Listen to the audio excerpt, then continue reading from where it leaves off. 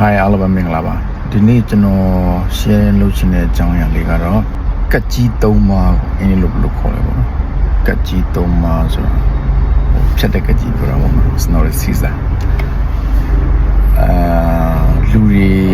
ကြီးကျယ်ဘေးဒုက္ခရောက်တာပေါ့နော်အဲ့ဒါကတ်လို့ခေါ်ပေါ့နော်အဲ့ဒီကတ်ကိုအင်္ဂလိပ်လို calamities လို့ခေါ်တယ်ပေါ့နော် calamity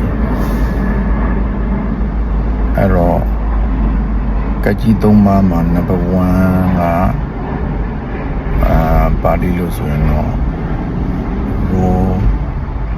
ဘောကန္တရာကဘောကန္တရာ is the calamity of diseaseတထန္တရာကcalamity of weapon လက်နက်ပေးပေါ့နော်and number 3 calamity of famine ဆိုတာငတ်မခေါင်ပါတဲ့ပေးပေါ့နော် these are according to religious context there are 3 calamities. Number 1 is calamity of disease, second is calamity of weapons,